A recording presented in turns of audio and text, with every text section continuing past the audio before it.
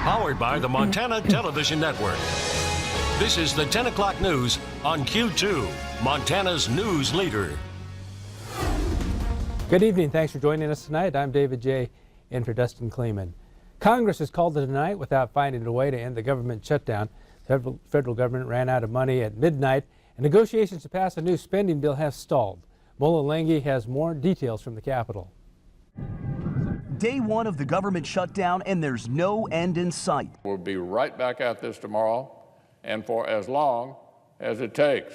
The next vote isn't scheduled until 1 a.m. on Monday, but it won't include anything on immigration. Republicans in the White House are refusing to negotiate anything until the government is open again. When they reopen the government, we will continue the discussions. The latest proposal is to fund the government for 3 more weeks in exchange for a guaranteed vote in the Senate on DACA, the program that allows undocumented immigrants to live and work in the U.S. But Democrats are worried the bill will then die in the House. Give us a vote in the Senate and guarantee us a vote in the House. If you have a vote in the Senate, it means absolutely nothing because you have stalemate. Lawmakers spent more time Saturday blaming each other for the shutdown than they spent negotiating to end the stalemate. This is the Trump shutdown. Senator Schumer made the decision. Outside the Capitol, voters are blaming both sides. Stop throwing grenades at each other and just, talk. I can't take my youth group to the Statue of Liberty to Ellis Island because the government is acting like a bunch of big babies. Really a shame. They're acting like, what, I would say adolescents, but that's insulting to adolescents. And until a deal is reached, the government will remain closed. Mola Lenghi, CBS News, Capitol Hill. Many Democrats are now saying they will support funding President Trump's wall along the border if it means they can get a fix for the estimated 800,000 DACA recipients living in America. Senator Jon Tester spoke on the Senate floor today. Last night, he offered a proposal to keep the government open, but it was rejected. We've been talking about these issues for months, but the majority leader objected to keeping the government open and pushing ourselves, driving ourselves to the negotiating table to get something done. And Senator Steve Daines also spoke in the Senate today. He said immigration policy is one of the reasons for the bill's failure. But a minority of U.S. senators want to shut the government down. And now their leader is filibustering the United States Senate. This is a huge mistake. Meanwhile, Senator Mike Enzi of Wyoming issued a statement. It appears that some of my colleagues are unwilling to fund the government, not because they oppose what is in the bill, but because of unrelated demands on immigration. Congress should continue its bipartisan negotiations on border security and immigration, but in the meantime should not hold government funding hostage over it. And Senator John Barrasso also issued a statement saying nobody benefits from shutting down the government, especially when there are ongoing threats to the security and safety of Americans. It is irresponsible that some sought this shutdown over their agenda on illegal immigration. And national parks are also a large concern when there is a shutdown. However, unlike the shutdown of 2013 where the parks were closed, National Park Services said that they will remain open throughout the shutdown. However, services will be limited. Park Service sent a statement and an email stating that government facilities are closed and no one will man the entrance stations. Vehicles can access the road from Gardner to the northeast entrance. All park regulations still apply. Guided snowmobile and snow coach trips with commercial operators will be allowed. However, non-commercially guided snowmobile trips will not be allowed during the shutdown, and if conditions become unsafe at any time, roads and/or developed areas in the park will be closed. Meanwhile, here in Billings, men, women, and children took to the streets in downtown Billings for the Montana Women's March.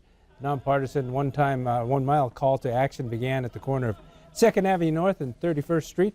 The procession celebrated the achievements of women and to the work in solidarity with one another to empower women and engage in positive action. The group marched down 2nd Avenue to North Park, where several speakers addressed the crowd. You know, I saw a sign earlier that said men of quality aren't afraid of equality, and I thought that was a really good point, that you don't have to be afraid of strong women. I think that you should support strong women because strong women support strong men, and so everybody working together is an important thing. And the theme of the march today was dream big, work together, give thanks. Today marks the 1 anniversary of the women's marches that took place all over the country, and in honor of that anniversary, a march was held in Bozeman. MTN's Morgan Davies reports from that march. Women, men, children are all gathered here at Montana State University to participate in the 1-year anniversary of the Women's March, something that most of the attendees here today went to Helena for last year. And they say seeing all of these people here once again has brought tears to their eyes.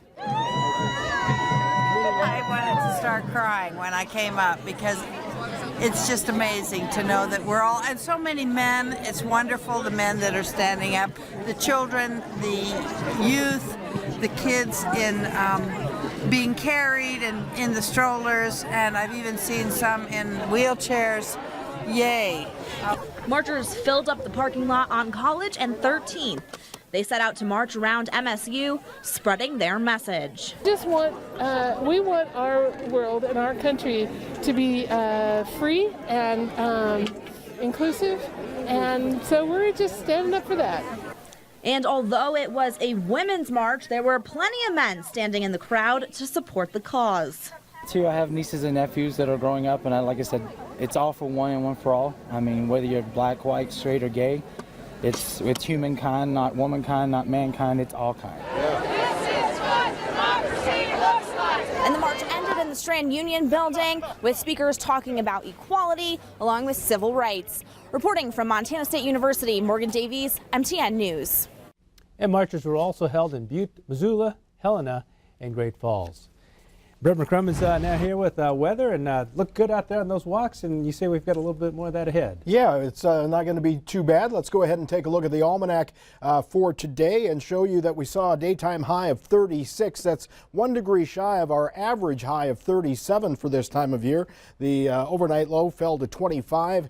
The average low is 18. Our record high 56 set back in 2005. Record low 27 degrees below zero, set back in 1954. As far as precipitation, none today, but just under 0.6 of an inch has fallen so far this year. But we're going to have to wait a little while before we see any more precipitation. We'll have your complete forecast coming up in just a few minutes. All right, thank you.